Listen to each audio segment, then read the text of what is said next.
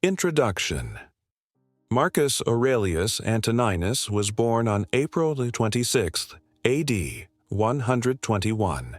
His real name was M. Annius Verus, and he was sprung of a noble family which claimed descent from Numa, second king of Rome. Thus, the most religious of emperors came of the blood of the most pious of early kings. His father, Annius Verus, had held high office in Rome, and his grandfather, of the same name, had been thrice consul. Both his parents died young, but Marcus held them in loving remembrance. On his father's death, Marcus was adopted by his grandfather, the consular Annius Verus, and there was deep love between these two. On the very first page of his book, Marcus gratefully declares how of his grandfather he had learned to be gentle and meek, and to refrain from all anger and passion.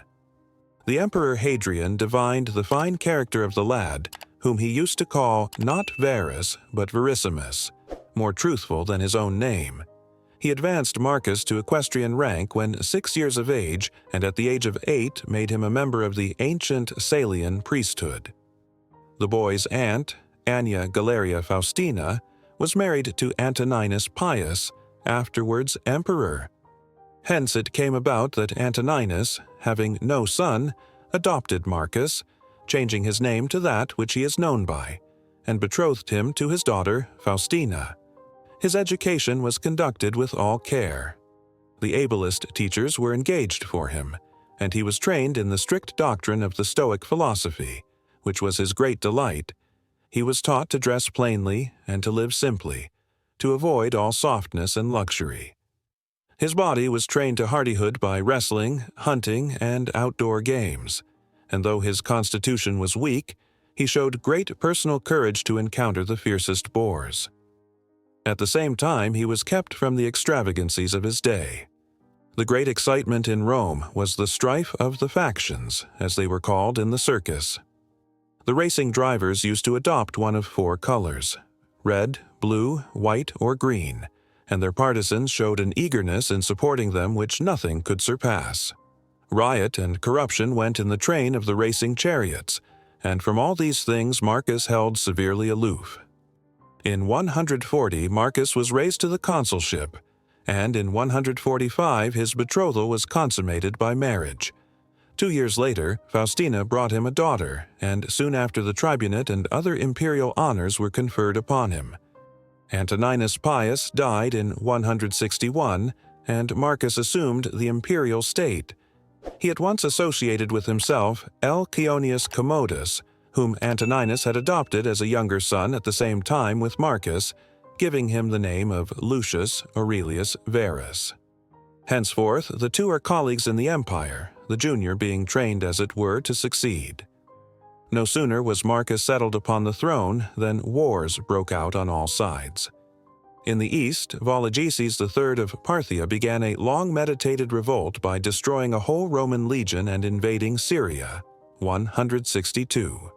Verus was sent off in hot haste to quell this rising, and he fulfilled his trust by plunging into drunkenness and debauchery, while the war was left to his officers. Soon after, Marcus had to face a more serious danger at home in the coalition of several powerful tribes on the northern frontier.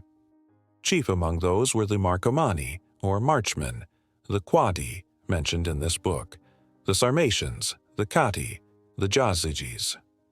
In Rome itself there was pestilence and starvation, the one brought from the east by Verus's legions, the other caused by floods which had destroyed vast quantities of grain. After all had been done possible to allay famine and to supply pressing needs, Marcus being forced even to sell the imperial jewels to find money, both emperors set forth to a struggle which was to continue more or less during the rest of Marcus's reign. During these wars, in 169, Verus died.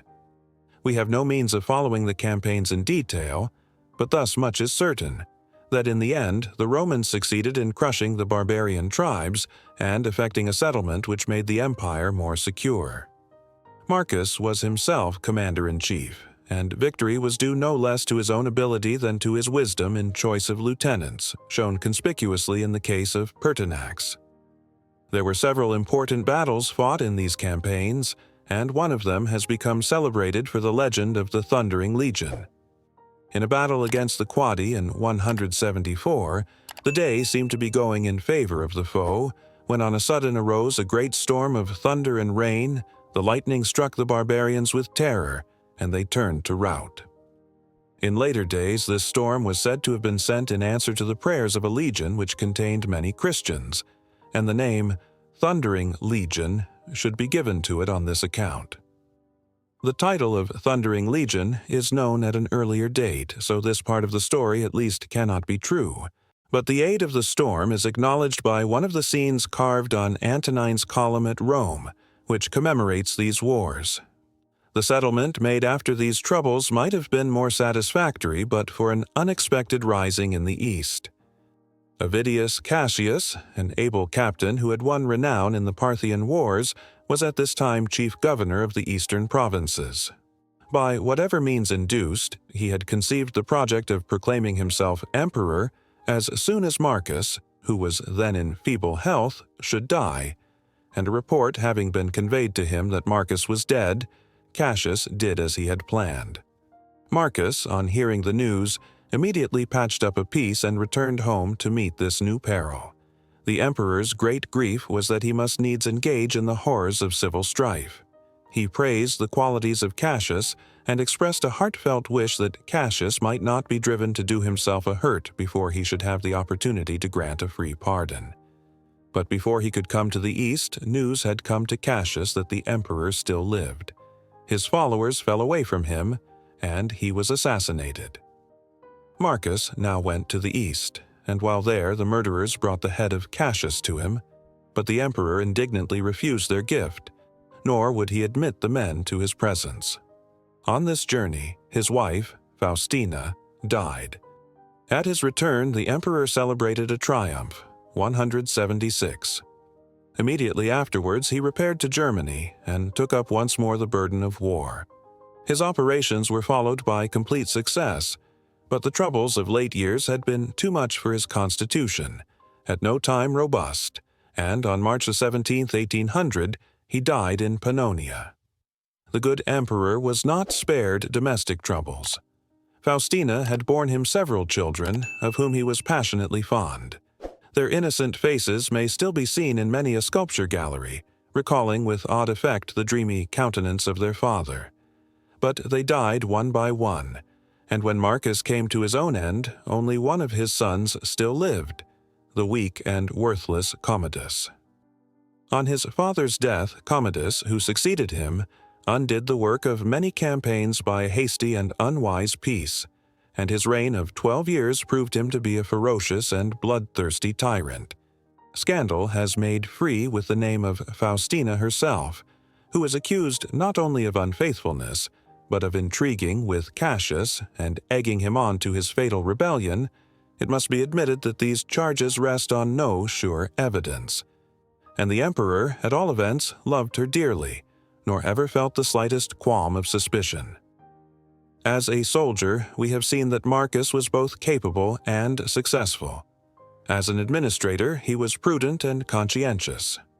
Although steeped in the teachings of philosophy, he did not attempt to remodel the world on any preconceived plan. He trod the path beaten by his predecessors, seeking only to do his duty as well as he could and to keep out corruption. He did some unwise things, it is true. To create a compeer empire, as he did with Verus, was a dangerous innovation which could only succeed if one of the two effaced himself. And under Diocletian, this very precedent caused the Roman Empire to split into halves. He erred in his civil administration by too much centralizing. But the strong point of his reign was the administration of justice. Marcus sought bylaws to protect the weak, to make the lot of the slaves less hard, to stand in place of father to the fatherless. Charitable foundations were endowed for rearing and educating poor children. The provinces were protected against oppression, and public help was given to cities or districts which might be visited by calamity.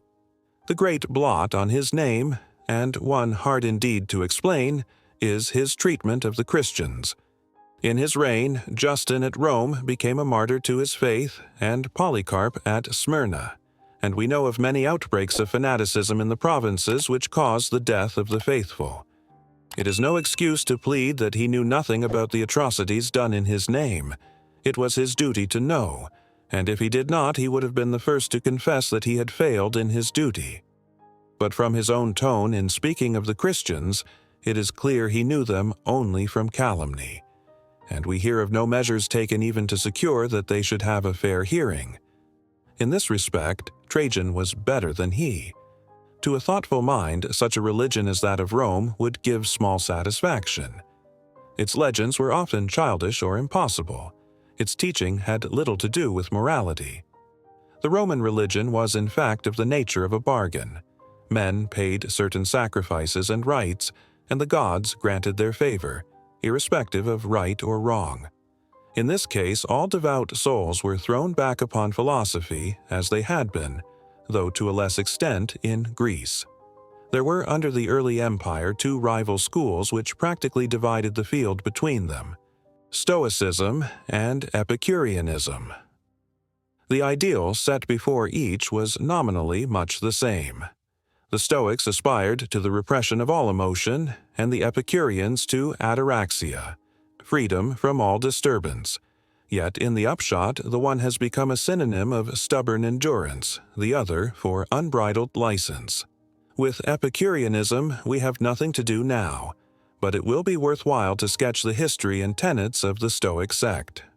Zeno, the founder of Stoicism, was born in Cyprus at some date unknown, but his life may be said roughly to be between the years 350 and 250 BC.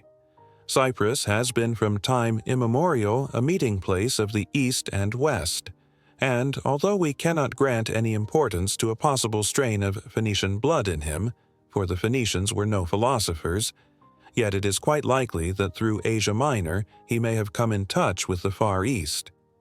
He studied under the Cynic Crates, but he did not neglect other philosophical systems.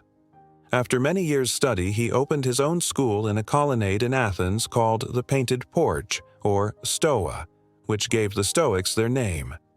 Next to Zeno, the School of the Porch owes most to Chrysippus, 280 to 207 BC, who organized Stoicism into a system. Of him it was said, but for Chrysippus there had been no porch. The Stoics regarded speculation as a means to an end, and that end was, as Zeno put it, to live consistently, or as it was later explained, to live in conformity with nature. This conforming of the life to nature was the Stoic idea of virtue. This dictum might easily be taken to mean that virtue consists in yielding to each natural impulse, but that was very far from the Stoic meaning.